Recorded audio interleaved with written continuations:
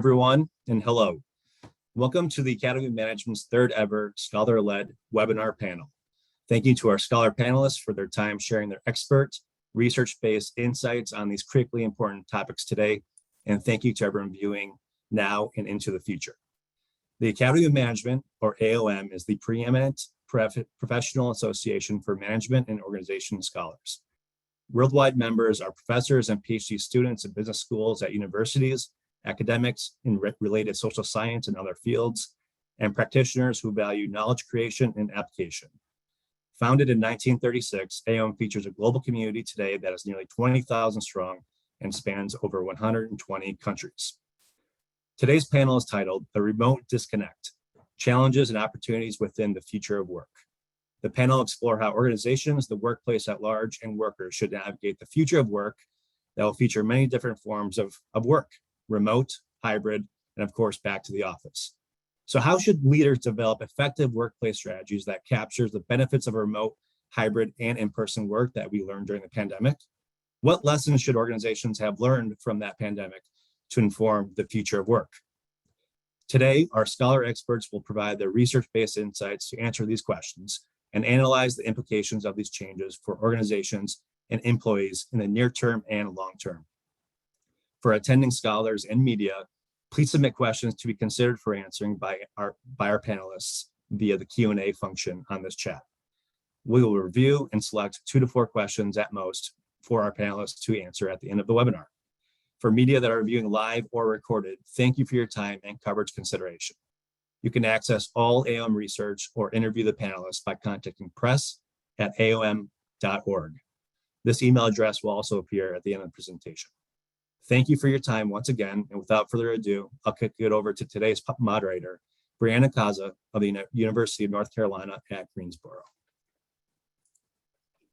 Thank you. I'm very excited to be here today to talk more about this important topic and to moderate the scholar-led panel on the remote disconnect.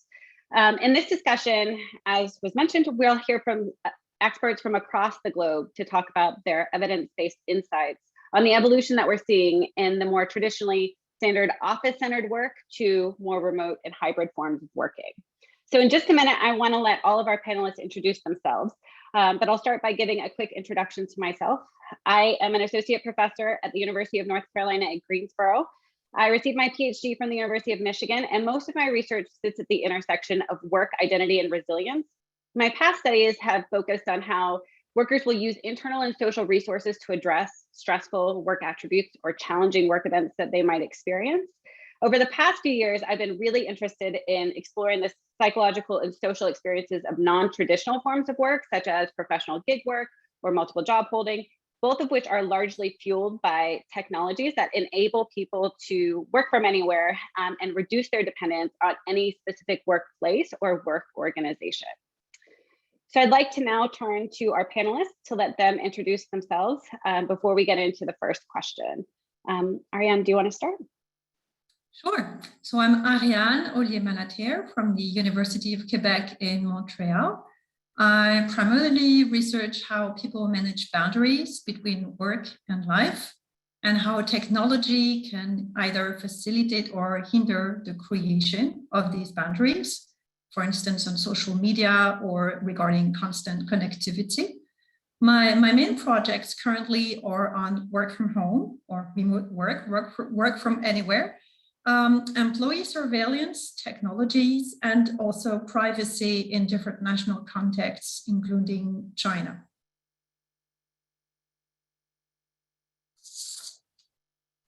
Wonderful, thank you. Kyle? Sure. Hey, everybody and future people. My name is Kyle. I'm an associate professor at University of Delaware. I got my PhD from Cornell University.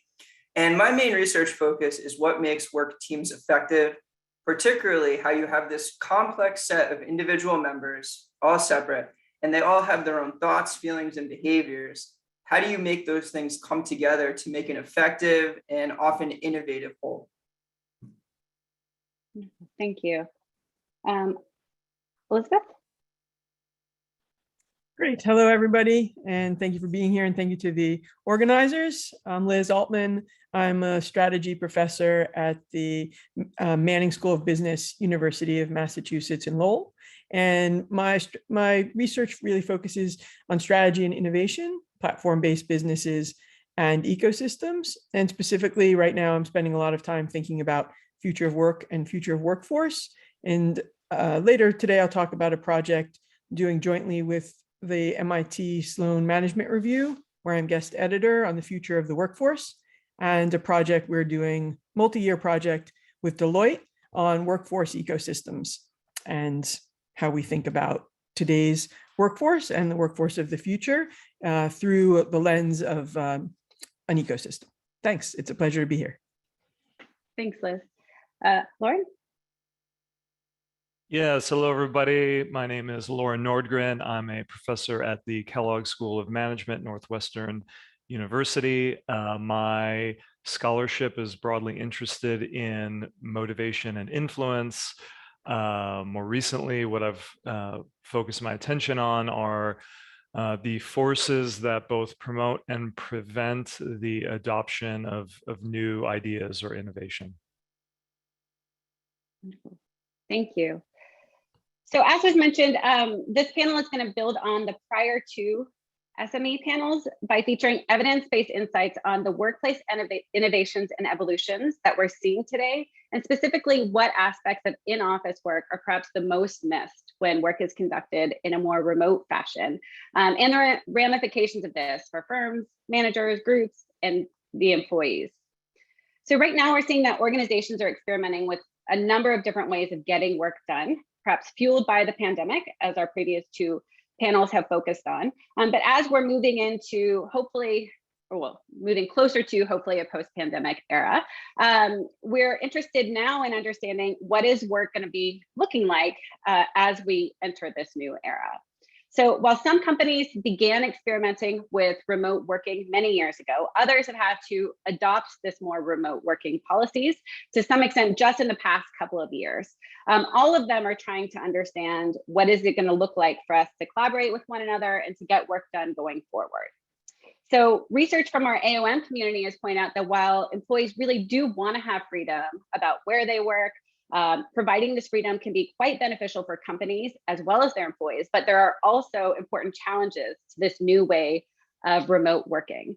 So this panel is going to be focusing on both the costs and the opportunities of these of hybrid forms and remote working. And so to kick this off, I'd like to ask the first question, which is what are the hidden and not so hidden costs of these new forms of working and connecting remotely? What are organizations and workers missing out on if they perhaps never return to the office, or if they have mandated return to office policies? And so I'd like to turn it to Kyle first to see what his research says on this. Sure, thanks, Brianna. So I'm not sure if this is going to be categorized as a hidden or not so hidden problem, as Brianna said, but I think one of the most difficult things for organizations to manage remotely is leading teams, which is important because a majority of work nowadays occurs in team environments.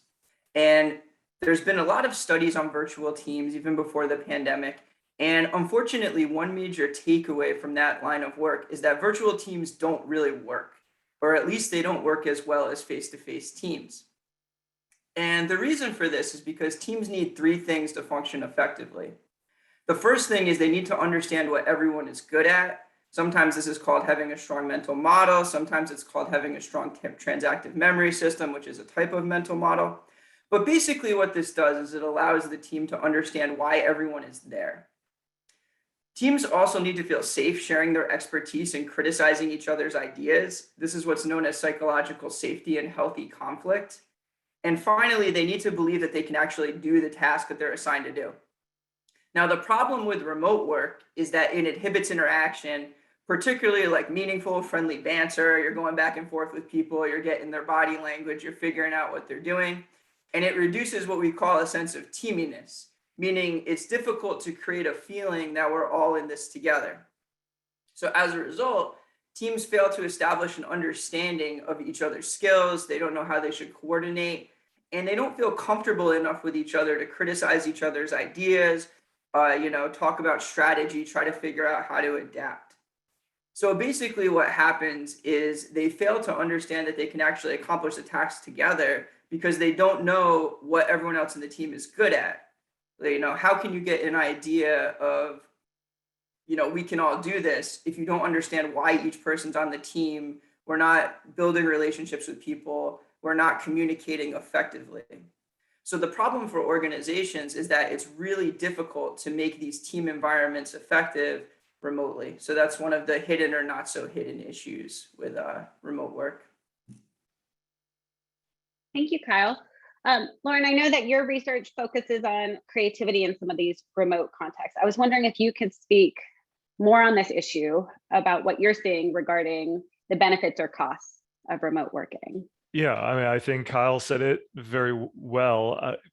I sort of think about us being in this sort of second wave of this process when people went virtual. There was a incredible optimism and this feeling of insight that good work could still take place. And that was quite a pleasant surprise for a lot of executives and companies. And that was an enduring belief for at least a year. And what I'm encountering is now a new realization is setting in, which is what was working very well is the continuation of work with existing members of a workforce. So people who had developed knowledge, who had strong memory of one another and what people's roles and strengths, et cetera, were. What seems to be quite difficult is now bringing in or onboarding new people into the process, both in terms of practical considerations, but I think far more importantly, for organizations that require and benefit from robust culture and norms, this is now where they are encountering the limitations of this kind of model. Now, I don't think the solution to that means going back to what we once had. I think there's an integrative solution here, but one of the clear hidden costs is the cohesion and bonding that really takes place in face-to-face interaction. And of course, because virtual interaction is simply less satisfying, often the way teams and organizations somewhat clumsily try and solve this problem is to build bonding moments virtually. And this, in fact, is just a inherently unpleasant process. So that kind of solution doesn't seem to solve the problem particularly well. So I think it's really how do we bring new people in and help them understand the values, cultures, norms, et cetera.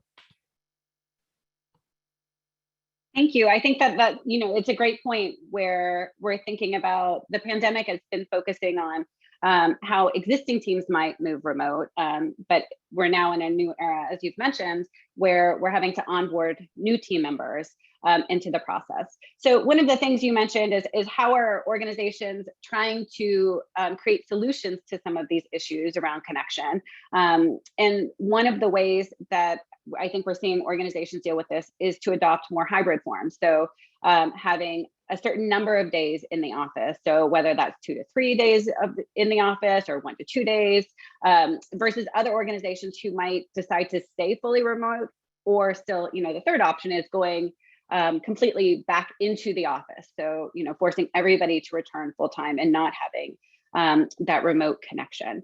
So I was wondering what lessons you think that organizations should have learned from the pandemic in relation to how best employees will be working, and what things you can offer for these organizations going forward about whether they should be going hybrid or remote or in person. Ariane, do you have an answer to this question? Great. I think like Lauren said, it came to many as a pleasant surprise that remote work, even full-time, even with work from home, set up in a chaotic way, in a very abrupt way at the start of the pandemic. It was a pleasant surprise that this could work.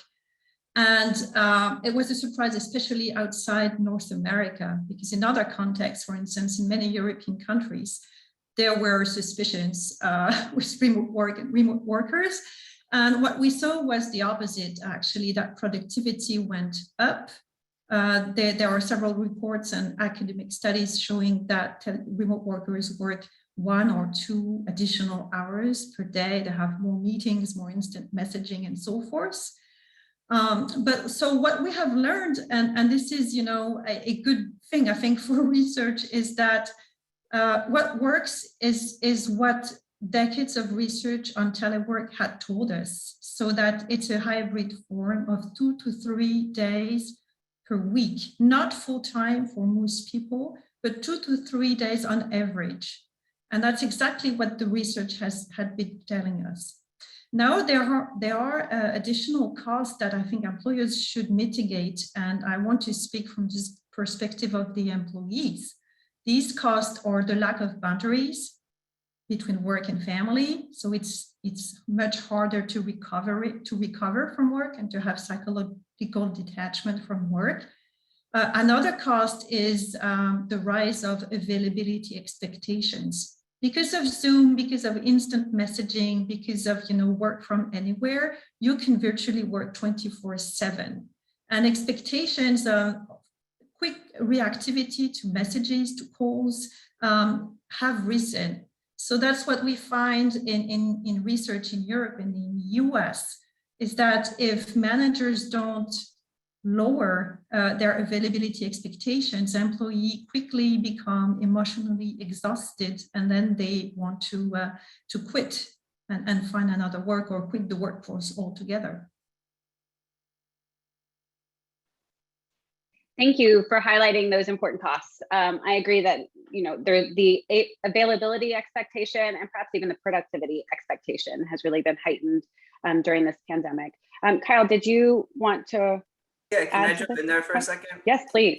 So I think one of the reasons why you're seeing the problems that Ariana is talking about is this idea that managers want to maintain control of the workforce, right? Because it's very difficult to try to control. You're responsible for them, basically, as the manager, as the team leader, right? So you're responsible for them producing the outcome that you want to see. So you feel like you need to maintain control of this process because you can't knock on their door and come in every day. But also, as Ariana was just saying, working remotely, right, it's a deeply personal experience, and different people are going to deal with it in different ways. And so I have a paper that's in the final stages at Organizational Behavior and Human Decision Processes right now, where basically we're looking at how team members deal with this idea of paradox, the idea of these conflicting tensions.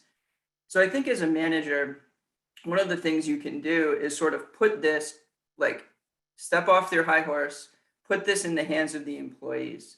If you explain to them, this is what needs to happen, right? Obviously, there's these conflicting tensions. You want to do the things that Lauren was talking about and I was talking about previously. You need to have bonding experiences, but you also need to get your work done. And emotions, which we can talk about later, also play a big role in this.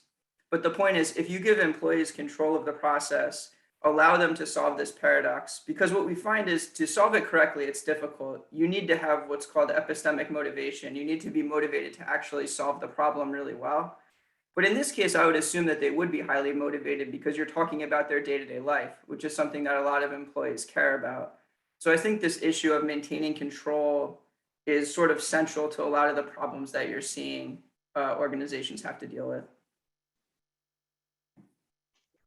Thank you. So what I hear you saying, Kyle, is that one of the issues that we're facing is how managers are able to still somewhat control the process, but not appear controlling. And I think, you know, we hear workers really revolt against things like surveillance modeling, which has really been quite prevalent during this pandemic, as managers have had to loosen their grips on control. So I was wondering, what are the approaches that organizations should be taking and their managers to manage their workforce today? So, you know, approaches for onboarding, as was mentioned earlier, engaging with workers maybe on a more day-to-day basis, especially when you are having kind of these hybrid forms of work with some people there, some people who are remote. Liz, did you want to to take this Sure. question? Happy Sure. to jump in. So I'm going to actually step back a bit, and I think kind of bring in some of the topics that we've all been hearing about here, which I think it's been great. As you can see, I'm taking notes and thinking about, we're talking about onboarding, we're talking about culture, lack of control, but the conversation so far, we focused mostly on, or really entirely on, employees, we've talked about the workforce, but one of the questions is kind of, what do we mean by workforce? So right at the beginning of the pandemic, it just happened to be the beginning of the pandemic, I started working on this project with Deloitte and Sloan Management Review, and they said, how about you be guest editor on Future of the Workforce? And so we started interviewing executives around the world, and I realized that it wasn't clear to me what we meant by workforce. So I started in the beginning of interviews saying, before we get started, and these were people like the head of human resources for Walmart, and people at Amazon, and people also at smaller companies, but kind of big organizations mostly. And we said, when I say workforce, what exactly do you think of? What do you mean? How do you define workforce? And we've seen that across the board, people have said, now that is a very interesting question. As a matter of fact, I was in a meeting this morning, right? Or, we've just been talking about this because kind of who is in the workforce and what is the workforce was changing before, and then with the pandemic, and now is, even changing more. And in some cases, you have 30 to 50% of an organization not being full-time employees. And so they're either contractors or gig workers, or they're part of professional service organizations or others. Or in some cases, they're technologies, right? So what is the role of technology within these workforces? And so we're seeing that organizations, and by and large organizations, the research shows, believe that this percentage of kind of a more complex, more diverse type of a workforce with different types of workers and different types of worker engagements is increasing.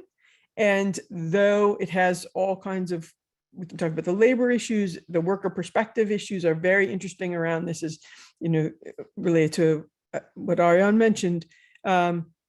This is increasing, and organizations tend not to be well prepared for it.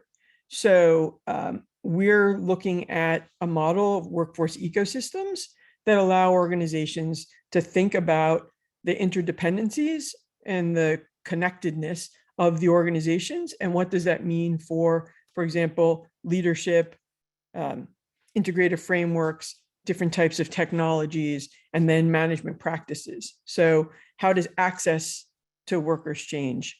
I'll give you two quick examples, not on access, but we asked someone who was talking about an employee engagement survey. They were giving all this information about the employee engagement survey, and then they had said something like over a third of their workers were not employees, either full or part-time, right? They were some other sort of contractor or something like this. And we said, well, did you give the survey to non-employees? And they said, no, because, they're not employees, right? And then we said, well, but if over a third of your organization are in this category, then your employee engagement survey is not really reflecting, your entire workforce. And so it was a very, and it also turns out that there's a question about kind of jurisdiction or management and conversations about kind of who owns what in the organization. We can talk a little bit more about it, but again, one quick story. It's in one of our reports. I believe it was Nike, who on the kind of day or, around the beginning of the pandemic, somebody said, okay, how many people do we have, right? So that they could deal with pay continuation and all kinds of kind of good efforts that they wanted to do. And they couldn't get a number for how many people were currently on, they knew how many people were employees and how many had badges, but because there are all these different engagements around the organization, it was very hard to get a holistic view, kind of who's in the organization. And so again, we're seeing more and more interest in figuring out these more integrative approaches to what is a workforce and how do you manage it as a workforce ecosystem.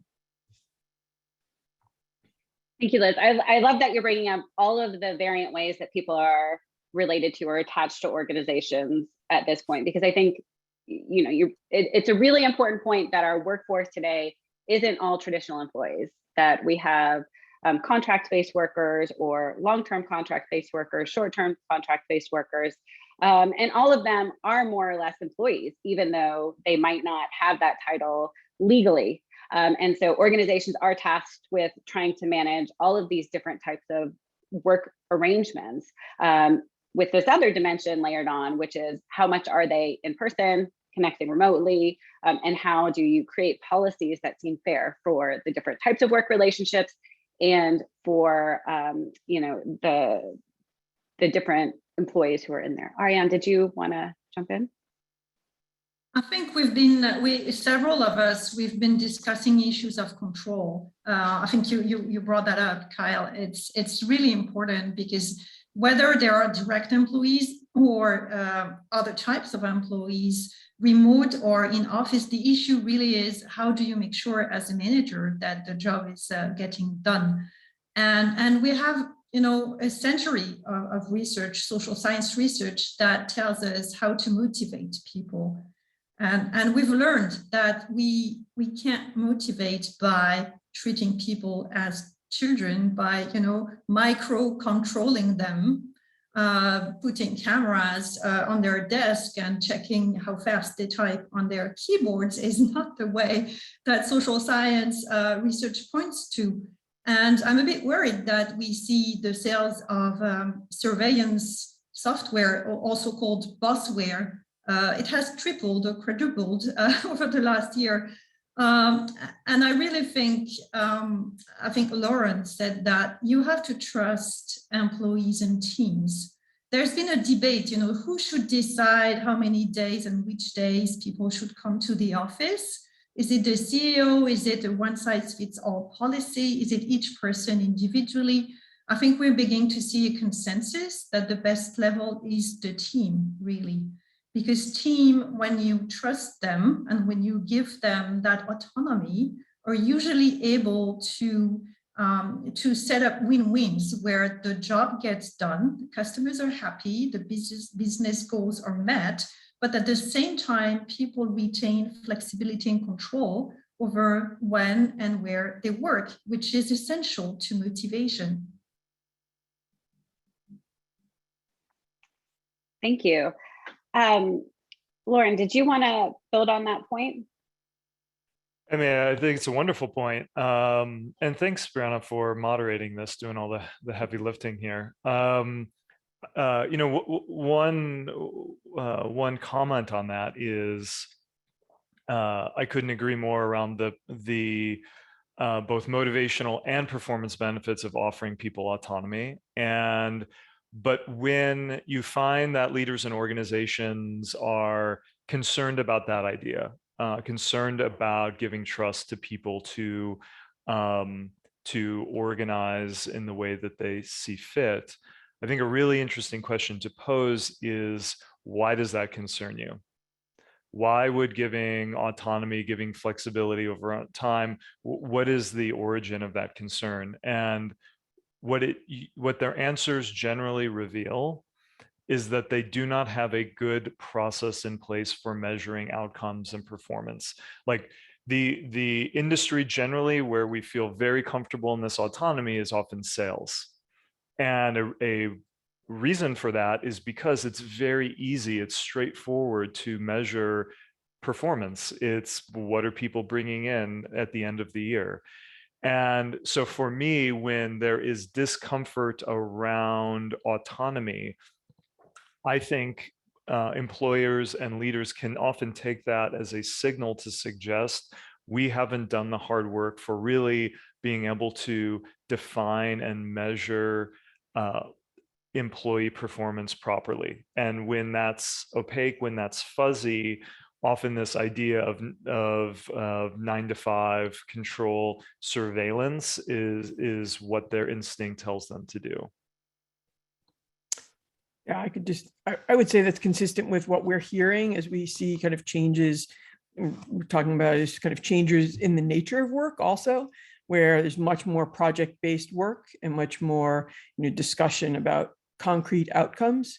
And so both for internal employees and for external contributors of all sorts, whether they're even crowdsourced versus contractor, long-term contractor or specific gig worker, moving away from, some of it needs to be time-based, but often it's much more project-based, outcomes-based, skills-based, and the whole process tends to work a little bit better. And I think I'd also mention that goes along with, as we said, kind of the internal processes that we have. We're set up for an older employee-centric model. And that includes things like waiting for an annual performance review, for example, where that doesn't make sense when you're in a much more project-based and a much more fluid environment where people are moving around between activities. So we're starting to see the most forward-thinking companies thinking much more about how do they measure, how is compensation tied to those outcomes, how are these kind of just nitty-gritty management practices changing to better align with this type of working. So whether remote or internal, and often, as we say, both on these hybrid models. Yeah, building on that point, I'll give employers out there something that you can get a good idea of pretty quickly, even if you don't have a system in place that's really important. And that's people's emotions. So a lot of time what people are interested in is, regulating behavior so people can complete a certain task, or they think they're doing intellectual information-based work. So they need to think about thinking a lot. But especially in teams, people's emotions play a really big role in how not only they behave, but the people around them behave. So I have another OBHD paper with Lynn Vincent in 2020, where we basically put out this model of how people experiencing different emotions in teams affect the team as a whole, which a lot of people didn't really believe in that much before COVID, but now I think everyone's kind of like, yeah, team members can experience different emotions, especially like when we're at home and we're all doing different things. Like I had a call with my daughter's school this morning, things like that. So I'm experiencing different emotions, right? So anyway, the point is, if you have someone who's in a really bad mood, an activated bad mood, so they're like, actively angry or depressed or something like this, it can have a real impact on the entire rest of the team, because they're going to want to drive the team process in a particular way toward exploiting outcomes, away from discussion, away from creative talk. Alternatively, if you have a team of people who are happy or excited about a project, they're going to be, hitting on those team process we talked about earlier a lot better. So when you're talking to an employee about their work arrangements, I think you can get a pretty good idea. I've had these discussions. I had a discussion yesterday about this. You can kind of figure out how people are feeling about it, right, as a manager. And if you get the feeling like this is really going to upset this person, especially if they're core on multiple teams, right? Because people aren't just on one team now. They have multi-teaming experiences. So they're on 2, 3, maybe even 4 teams. We can talk in a different discussion about how many teams someone should actually be on. But the point is, they're this central node within the organizational network. And if that person's upset, it's going to have a ripple effect.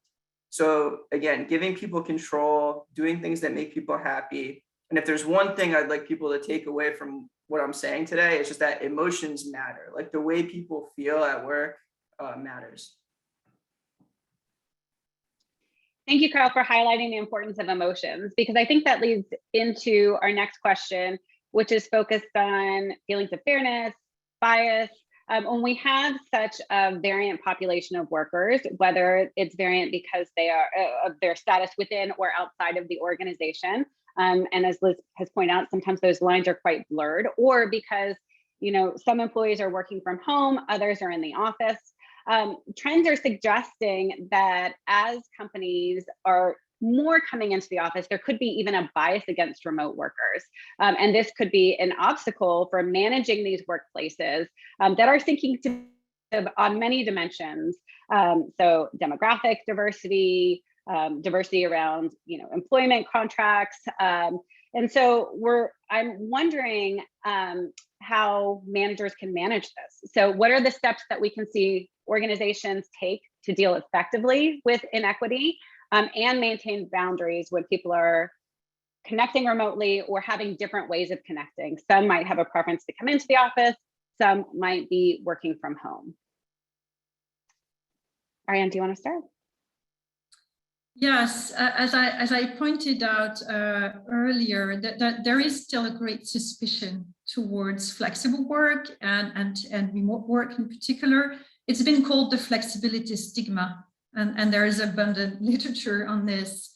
And we have a paper with, I see one co-author on this call, where we, in Academy of Management Review, where we explain that process from the manager and from the employee and the culture's perspective, how you come to actually, you grant flexibility to employees, but then you penalize them in terms of career prospects and promotions. And there's data, I think it's Bloom 2015, they showed that teleworkers are 50% less likely to get promoted, and that's terrible. So that's pre-pandemic, yes, and hopefully we've learned now that productivity is actually going up when people work remotely. So hopefully we can reinvent work and in a more beneficial way, but still there are concerns because it's the choice to stay remotely is highly gendered, for instance. So women are 50% more likely than men to want to work remotely because of, the caregiving responsibilities that many women still tend to assume. Also, older employees who may have more difficulties to travel, commute, or more likely to want to work remotely. So you can see that companies would really hurt diversity and equal prospects if they continue to penalize remote workers. So among the companies that I've seen being the most successful in fighting that are companies that actually hold managers accountable on career committees. So when the career committees gather and evaluate who should get promoted among the leadership team, they not only account for what the manager has produced and what the team has produced, but they also ask a 360 evaluation from subordinates on how well this manager handles flexible work, how well this manager handles work-family balance, flexible work, remote work, and actually advocates for their subordinates, even those who work remotely. So when managers are concerned about, their ability to get promoted, and they know that this is going to be a criteria of promotion for them, then they really address the matter and are fair. That's what we see. Thank you. So recently, there has been an AOM Annals paper that is focused on geographic mobility. And they argue that face-to-face, in-person work shouldn't totally disappear, and that the ideal scenario in the future is that there's this best of both worlds when companies allow employees to work from anywhere. So the flexibility that you were mentioning. But obviously there's challenges that come with a really distributed workforce that some of our previous panels have begun to address. But I was wondering why you think organizations might be hesitant to commit to this work from anywhere, very geographically dispersed workforce, and what you think that they can do to address some of these challenges. Lauren, do you want to start answering this question? I mean, on the organizational side, I would go back to simply an earlier point, which is often there is, and a point raised by others, that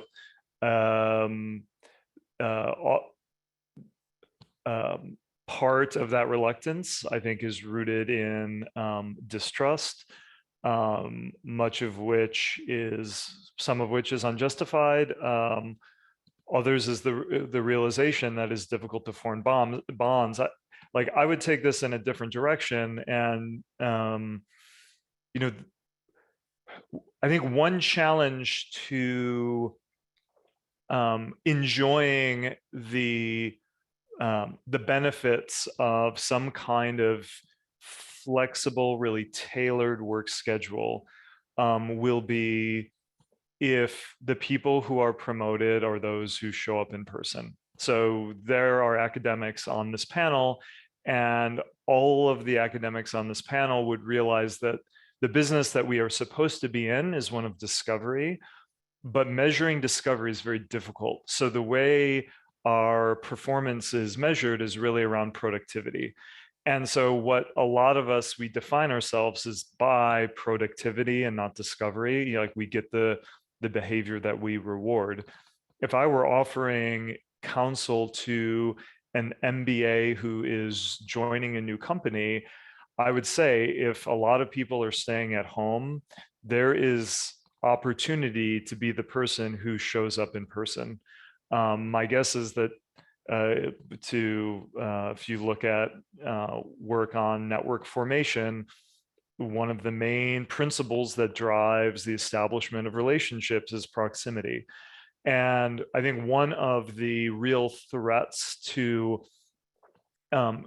adaptation would be is if there is, whether it is real or simply perceived, is if there is a realization that, or at least the belief that to be seen as a good worker, to be promoted here, requires being there in person, at least within certain kinds of work, particularly in the sorts of highly competitive jobs where you're either up or out.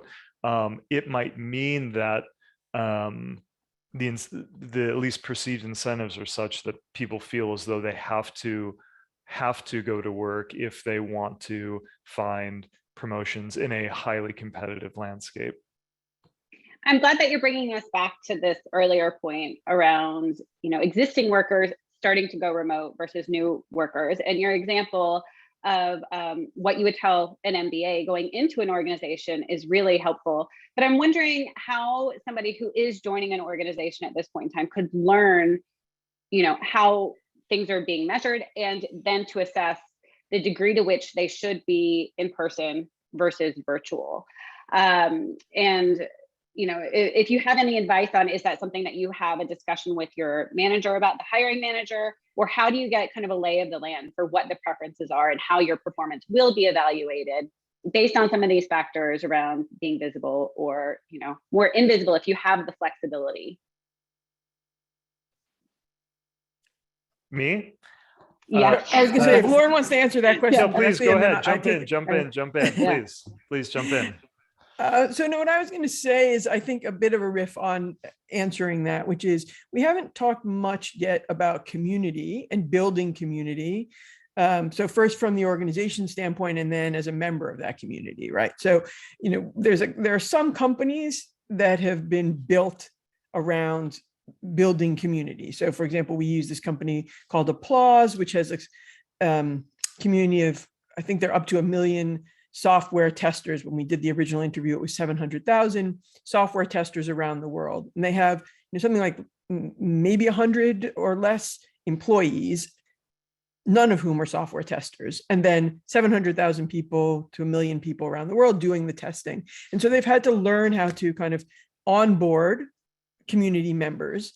And some of them only show up every once in a while. It's like an Uber driver or any other kind of gig worker. Some show up every once in a while, and some do it as a full-time occupation. And so as an organization, they have training and development, they have activities, they've had to figure out kind of what types of management practices to adopt to build this community and to allow people to learn what it means to be part of that community. And I've found it really interesting that they know what percentage of the community is actually doing projects that monetize for them. And there's some large percentage that aren't monetizing for them. And that's okay, right? Because you can operate at such a scale with today's technologies that they can provide development opportunities, they can provide training, they can provide engagement, and it's worth the investment for them as an organization to have these potential future employees and ambassadors and people to interact and give feedback to each other. So I think one of the things that we're seeing is organizations needing to learn more how to build communities that are often virtual and global, and what are the skills, technology enabled, but not just deploying technologies, truly leadership skills, management skills for managing this community. And then as workers, contributors, employees, people learning kind of what are the best practices for engaging with those. Thank you, Liz. So we only have about 14 minutes left. So I would like to jump over to some of the questions that we've gotten from the audience before bringing it back and asking for you to all provide us with one piece of advice about this remote disconnect and what organizations can do. So the first question that we've gotten is for workers who have returned to the office but may feel lost or out of place. What advice do you have based on your research or research that you've read for managers or organizations to help them reacclimate? So for those workers whose organizations have decided, yep, you're returning, or who have decided themselves that they want to return to more in person, but are feeling really lost at this point. Happy to jump in. Yes, please. I think that there are a couple, common sense rules that managers should have in mind. One of the worst scenario for someone who decides to return to the office and make that extra effort of commuting and maybe dressing a little better and so forth to show up in the office, and then they spend their entire day in Zoom meetings and they're alone in the office and there's nobody in the corridor and nobody to have lunch with. And that's, we've heard this story multiple times. So I think it's really important that at the team level, it's very clear for employees what days most people are in the office and what days they are not, so that you can have the best of both worlds, where you build community, as Liz was saying, when everybody's here, maybe 2 to 3 days a week. Not mandating that, because maybe there's one person in the team who has super good reasons to stay remote all the time. We don't want a one size fits all, but there are core days. We're used to core hours, for flexible workers. So why not have core days? And then the other days you have uninterrupted time at home where you can concentrate on other tasks that deserve your focus. So in that way, I think you make return to work less awkward, because you make clear when it is supposed to happen and with whom. That's one lead. Thank you. I love that advice on how to coordinate the return to office with others, so people aren't literally so lost or alone while they're back in the office. I want to turn to one last question, because as was mentioned, we didn't get to talk a lot about connection and community on this call, but has work from home increased the transaction-based interactions as opposed to having these deeper and perhaps more embedded relational ones? And how do you think that the effect of work from home or kind of remote connecting changes the relational dynamics, perhaps around competitiveness within a team or within the larger organization? Kyle, did you want to take this? So good question, Sijun. So I think one of the things that we haven't talked about yet with community building is this idea of thinking about this as a process that occurs over a long period of time. So one of the findings from the virtual team literature that came out before COVID started was this idea that, in the beginning, I was talking about how it's hard to create the sense of a team virtually, but what you can do is you can bring the team together particularly at the launch, right? At the beginning of the team process, when you're trying to define your task, define your strategy. And what this does is it gives people an opportunity to kind of talk to each other and, get like all the stuff I was talking about earlier, get an idea of who's good at what, feel like an actual team. So if you take the time to put some extra resources as a company into the beginning of a project, even if people are dispersed globally, you could bring them together for a week. Then you can let them, or even a weekend if you can let them go back and work remotely, and then they'll at least know who the other people on the team are. They'll be like, yeah, we went out to happy hour. I was talking to him or her. I know who this person is. I built some sort of sense of trust, something like this. So I do think in terms of the question, yeah, people are probably building more transactional ties because they're not seeing themselves as part of this relational network anymore. They're seeing themselves as part of this thing that needs to get a job done. But there are ways for the company to overcome that. And one final thing I want to talk about with that is it's also on the leader to kind of set this process in place. So there's been a lot of recent work on this term called ethical leadership. And basically what this means is this is someone who's acting as a role model, who's developing communication based on fairness, and who's caring about their employees, basically, who's considering their values and what they care about when they're making decisions. And if the leader does this, what it does is it holds teams together through crisis. So you can think about teams, sometimes a team has an unethical leader and they do really well. Sometimes a team has an ethical leader and they do really well or really poorly. But if you look at teams over time, the teams that tend to stick together after they have a crisis are teams that have ethical leaders. So it's up to the leader to sort of have these one-on-ones with their team members, understand what their values and goals are, try to integrate that into the overall team process, or at least just be a voice, be an ear for them to listen to. And that'll help bring the team together too. So even though there are these negative outcomes, it doesn't have to be that way. There's things the organization can do. There's things specific team leaders can do to sort of mitigate this process.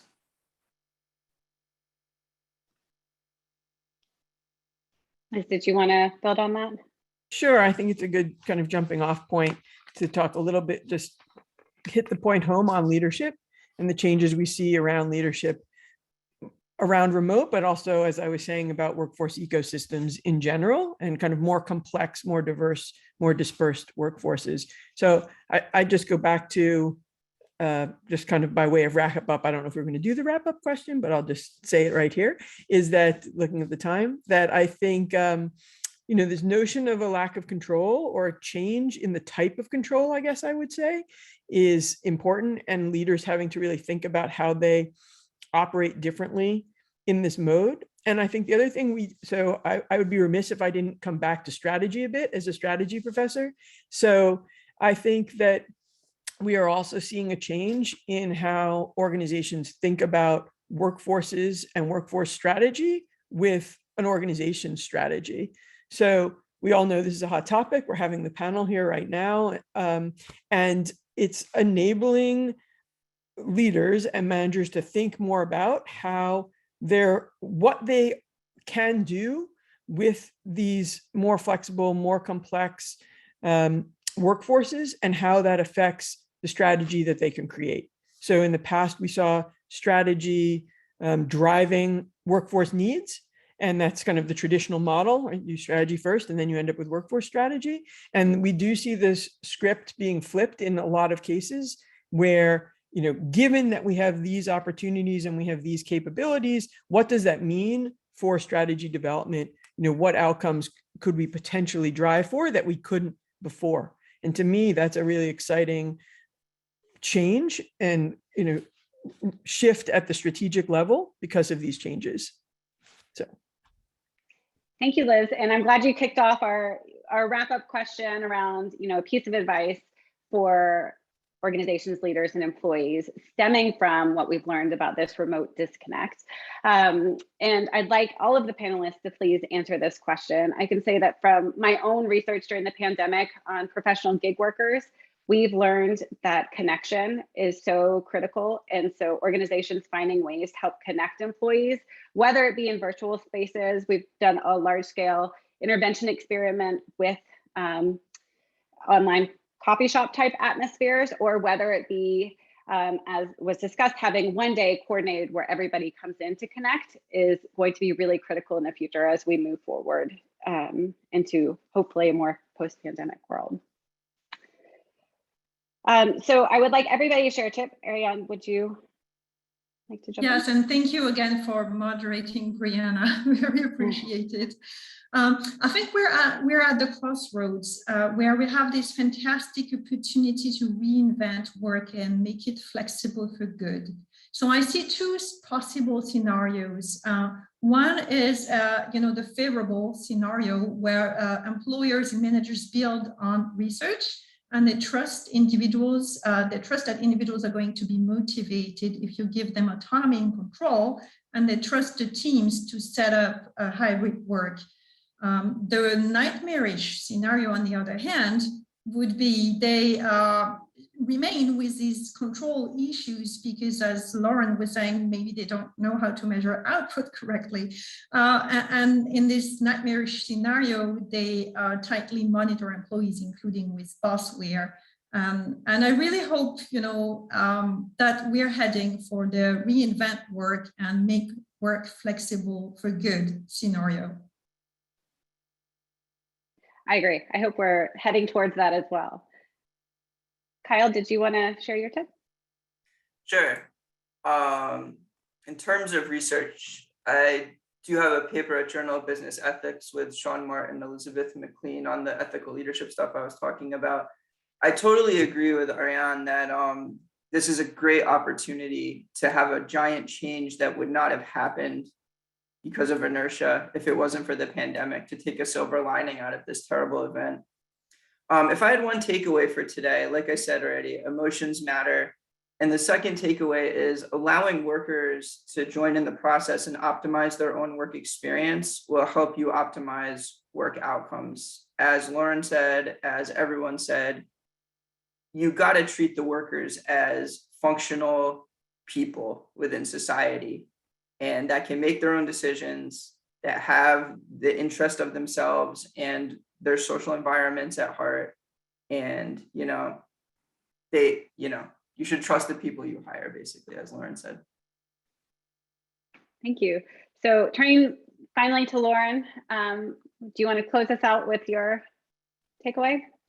If I were to put forward an idea, I've noticed that most of this, and I think rightly so, has focused on the employee perspective. And there might be a lot of people listening who are thinking about how do we influence or persuade employees to come back to work. And I thought I would end by sharing one idea, if that is what brought you here today. And it's the notion that when we try and influence people about anything, we tend to operate on this assumption that the way you get people to change, or the way you sell an idea or get them over the line, is to elevate the attraction of the idea. So what I'm encountering is this view of that for organizations to get people back, they need to make aspects of the work more attractive. And that can be things like perks, for example. They're trying to fuel the proposition.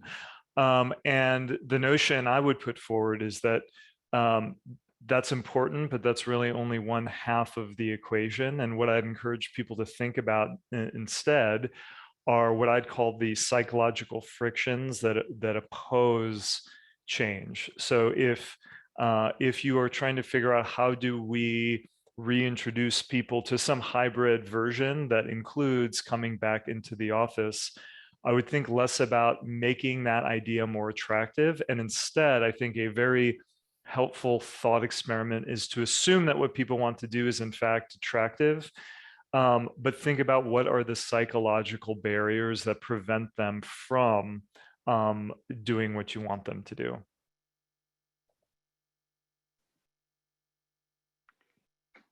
Thank you. And I just want to thank all of our panelists for sharing their expertise with us today. Terrific. And I just want to thank everyone who attended live and will be watching in the future.